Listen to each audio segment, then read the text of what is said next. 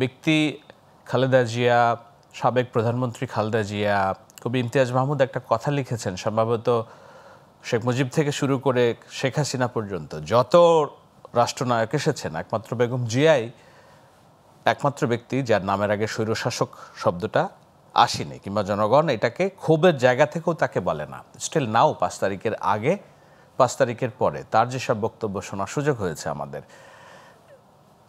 অনবরতভাবে তিনি বলে এসেছেন আমরা প্রতিহিংসার রাজনীতি চাই না, আমরা ধ্বংসের রাজনীতি চাই না। সেটা শেখ হাসিনা যখন ছিল তখনও বলছে, এখনও বলছে। তো সেই জায়গা থেকে বাংলাদেশের অভিভাবক হিসেবে তার যে মর্যাদা, এবং সেখানে বিএনপির রাজনীতিরও অনেকখানি যে ভাব, গাম্ভীর্য এবং গ্রহণযোগ্যতা, এটা নির্ভরশীল। তো সেই মানুষটি যখন হাসপাতালে জীবন মৃত্যুর অনেকখানি সন্ধিক্ষণে, আমি শেষ খবর পর্যন্ত এভারকেয়ারে খবর নিয়েছি তার নিকটজনের কাছ থেকে যে তার এক্সট্রা অক্সিজেনের মাত্রা বাড়িয়ে দেওয়া হয়েছে, এটাকে বলে ইনটিউবেশন, যেটাকে অনেকেই বলছেন যে তাকে আইসিইউতে তিনি আগে থেকেও ছিলেন, তাকে অল্প অক্সিজেন দেওয়া হচ্ছিল, এখন সেটা বেশি বাড়িয়ে দেওয়া হয়েছে। সম্ভবত অক্সিজেনের ফ্লোটা তিনি বডি থেকে যতটা নিতে পারছিলেন সেটার মাত্রাটাও কমে গিয়েছে। তার মানে আমি যদি ধরি, আমরা সবাই দোয়া করছি, বাংলাদেশ দোয়া করছে তিনি ফিরে আসবেন, কিন্তু এই অবস্থায় তার অনুপস্থিতি বাংলাদেশের রাজনীতির যে কত বড় শূন্যতা তৈরি করবে সেইটা ভেবে আমি আতঙ্কিত। প্রথম কথা হচ্ছে যে তারেক রহমান তিনি দেশে নেই। বেগম খালেদা জিয়াকে যদি আমরা হারিয়ে ফেলি, বিএনপির রাজনীতি কোন জায়গায় যেয়ে দাঁড়াবে, এবং এই সামগ্রিকভাবে যেই সব নির্বাচন কেন্দ্রিক সংশয় মানুষের যে আছে, নানান রকম ডিপ স্টেট, -2 ফর্মুলা, প্রতিপক্ষ যাদের সাথে তারা ঐক্যবদ্ধ রাজনীতি করেছে তাদের হুঙ্কার, বাংলাদেশে গড়ে প্রতি মাসে বির্জন করে হত্যাকাণ্ড, ঢাকা শহরে মব তন্ত্র কায়েম করা, হুঙ্কার দেওয়া রাজনৈতিক দলের তরফ থেকে যে না চট্টগ্রাম আমি অঘোষিত সূর্য দেবতা, অস্ত্র নিয়ে নির্বাচনী প্রতিপক্ষকে গুলি করার যে প্রবণতা, নির্দিষ্ট প্রতীকে না ভোট দিলে কুপিয়ে মেরে ফেলা হবে, আমরা এই যে রাজনীতির মধ্যে পড়ে গিয়েছি এবং নির্বাচন কেন্দ্রিক যে সংশয়, এই সবগুলো ডাবল রূপে বাংলার মাটিতে প্রতিষ্ঠিত হবে বেগম জিয়ার অনুপস্থিতিতে। তারেক রহমান যেই কারণেই হোক দেশের মাটিতে নেই, তার অনুপস্থিতি সেইটাকে এই যে একটা গহ্বরে আমরা পড়তে যাচ্ছি কিংবা যেতে পারি তার শূন্যতায়, সেইটাকে আমি বলছি রাজনীতির সন্ধিক্ষণ। সেই সন্ধিক্ষণে আপনি যে প্রশ্ন করেছেন যে রাজনীতি কি নতুন দিকে বাঁক নিচ্ছে কিনা, নিতে পারে কিনা, আমি খুব বেশি স্পেকুলেশন করতে চাই না, হাইপোথেটিক্যাল জায়গা থেকেও আলোচনা করতে চাই না, কিন্তু আমরা যে একটা নতুন পরিস্থিতির মুখোমুখি হব এই বিষয়ে আমার কোনো সন্দেহ নাই।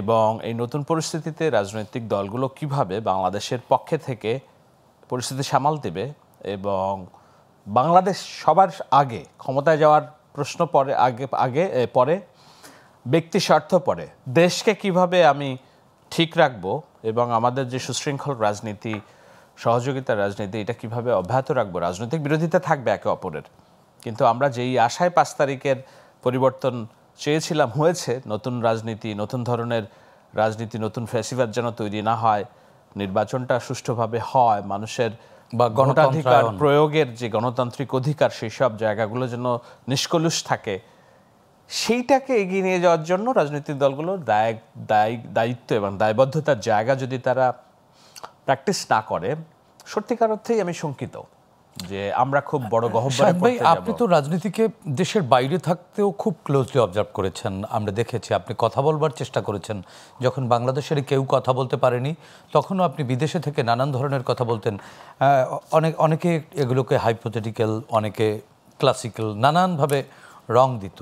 কিন্তু বর্তমান বাস্তবতায় আপনার কি মনে হয় যে এই যে একটু ভালনারেবল সিচুয়েশন, এই সিচুয়েশনে কোনো একটি পক্ষ এটিকে আরও যাতে ভালনারেবল করা যায় এরকম কোনো কলকাঠি নাড়ছে কিনা, আপনার কাছে মনে হয় কিনা, এবং যারা নাড়ছে তারা কি খুবই আমাদের কাছাকাছি অবস্থান করছে কিনা?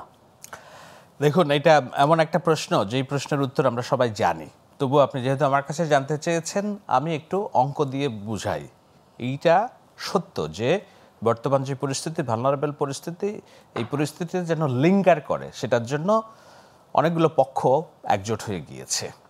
লিঙ্গার করে অনেকগুলো পক্ষ একজোট হয়ে গেছে কিভাবে? বর্তমানের যে সরকার ব্যবস্থা চলছে, এই সরকার ব্যবস্থা কোনভাবে চলছে, কারা পরিচালনা করছে, মন্ত্রিপরিষদ কিংবা ক্যাবিনেট, মিনি ক্যাবিনেটে যেটা ডিসিশন নিচ্ছে, সেখানে কাদের আধিপত্য বেশি, পাবলিক অ্যাডমিনিস্ট্রেশন অর্থাৎ জনপ্রশাসনে কাদের সংখ্যাগরিষ্ঠ বেশি, কে তাদের ইচ্ছামতো ডিসি নিয়োগ দিচ্ছে, প্রশাসন নিজের কবজায় নিচ্ছে, সেটা নিয়ে কথাও বলছে উপদেষ্টা পরিষদের অন্য সদস্যরা। তাদের কাছে এটি বাংলাদেশ অভ্যুদয়ের পর প্রথম কর্তৃত্বের বাংলাদেশ তারা পেয়েছে, যেটার সরাসরি দায় তাদের নিতে হচ্ছে না। ডক্টর ইউনূস যেহেতু নিজে রাজনীতি বুঝে না এবং খুব বেশি ওয়াকিফল না রাষ্ট্র কীভাবে চলে, সুতরাং তার এই দুর্বল এবং আমি বলবো অযোগ্য নেতৃত্বের সুযোগে যারা এই রাষ্ট্রের নিয়ন্ত্রণ নেওয়ার দরকার তারা ঠিকই নিয়ে রেখেছে। সুতরাং এই নিয়ন্ত্রণটা হাতছাড়া হয়ে যাক একটা নির্বাচনের মধ্য দিয়ে, যে আজকে প্রশাসন পাবলিক অ্যাডমিনিস্ট্রেশন নিয়ন্ত্রণ করছে তার নিয়ন্ত্রণ নষ্ট হয়ে যাক, সে চাইবে না। সুতরাং এবং সরাসরি দোষ তাকে নিতেও হচ্ছে না, এটা একটা মানে সোনায় সোহাগা একটা পরিস্থিতি। তো সেই সোনায় সোহাগা পরিস্থিতি কে এড়াতে চায় যদি নির্বাচন হয়ে তারপরের দিন তারা ছাগলের 3 নাম্বার বাচ্চাতে পরিণত হয়? প্রথম পক্ষ। দ্বিতীয় পক্ষ সারা জীবন চেষ্টা করেছে যে গত 17 বছর ধরে কিভাবে নির্বাচন প্রক্রিয়ার বাইরে রেখে বিএনপি এবং অন্যান্য রাজনৈতিক দল, বিশেষত বড় দল বিএনপি, তাকে নির্বাচন প্রক্রিয়ার বাইরে রাখা যায়। আমার স্পষ্ট কানে বাজে এখনও 2014 সালের নির্বাচনের পরে যেদিন বিএনপি এই নির্বাচন বয়কট করলো, হাসানুল হক ইনু এবং অন্যরা যখন গণভবনে শেখ হাসিনার সংবাদ সম্মেলন করলো, তখন এনটিভির ক্যামেরা দিয়ে ওইটা জানতো না যে এটা অন এয়ার হচ্ছে, কিন্তু লাইভ এই শব্দটা এসেছিল যে বিএনপিকে নির্বাচনের বাইরে রাখা গেছে, ওরা যে নির্বাচনে আসেনি, এর চেয়ে বড় অর্জন আর কি হতে পারে, এই ধরনের একটি কথা।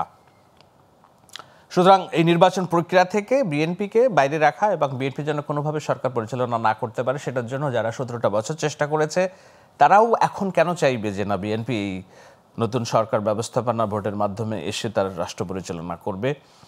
এবং এই ক্যাচাল আজকে আপনি রাস্তাঘাটে ঘুরেন, আমি নিজেই ভাইব পাই। কেউ কেউ বলতে শুরু করেছেন, আগে যেটা সোশ্যাল মিডিয়াতে নেগেটিভলি দেখা হতো, এখন পার্সোনালি অনেকেই বলতে শুরু করেছেন যে এই শহরে প্রতি মাসে 20টা মানুষ মরে। আমার তো বলতেই হবে আমি আগে ভালো ছিলাম।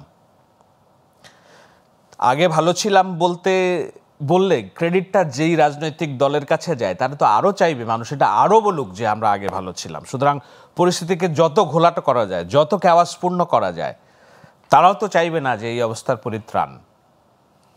দোনো পক্ষ এক হয়ে গিয়েছে। যারা একে অপরের লুঙ্গির নিচে রাজনীতি করত, ছায়াতলের রাজনীতি করত, এই দুই রাজনৈতিক পক্ষের উদ্দেশ্য, চাওয়া পাওয়া এক জায়গায় বিন্দুতে এসে মিলিত হয়েছে। কখন? যখন বেগম জিয়া মৃত্যুর সন্ধিক্ষণে, নির্বাচন নিয়ে অনিশ্চয়তা, এরকম একটা পরিস্থিতি।